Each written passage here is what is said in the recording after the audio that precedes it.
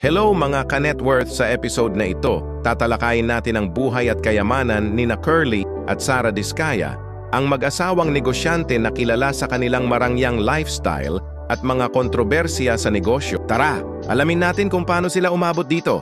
Sa kasalukuyan, ang net worth ni Sara Diskaya ay tinatayang 1.5 bilyon o humigit kumulang $9 million USD. Samantalang si Curly Diskaya ay may estimated net worth na $100,000 USD. Ang kanilang kayamanan ay nagmula sa kanilang mga negosyo sa construction. Ang kanilang kumpanya, ang St. Gerard Construction Corporation, ay nakakuha ng mahigit 31 bilyon na halaga ng mga flood control projects mula 2022 hanggang 2025, PEP-PH. Meron din silang iba pang mga kumpanya tulad ng Alpha and Omega Construction, St. Timothy Construction, at Amethyst Horizon Builder. Ayon sa mga ulat, ang kanilang mga kumpanya ay kabilang sa mga nangungunang kontratista sa gobyerno. South China Morning Post. Pagdating sa mga sasakyan, hindi rin sila pahuhuli.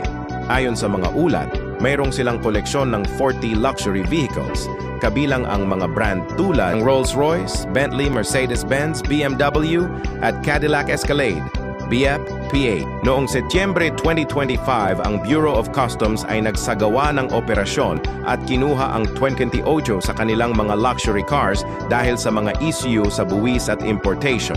Inquirer.net. Sa kabila ng kanilang tagumpay, ang mag-asawa ay nahaharap sa mga seryosong alegasyon ng katiwalian. Ayon sa mga ulat, ang kanilang mga kumpanya ay maaaring pagmumulan ng mga multa na umaabot sa 300 bilyon dahil sa umano'y mga pekeng bidding at sabwatan sa mga flood control projects.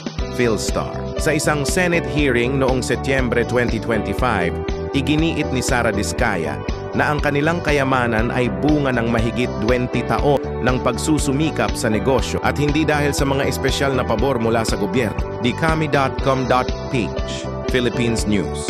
Ang kwento ni Curly at Sara Diskaya ay isang halimbawa ng tagumpay at kontrobersya.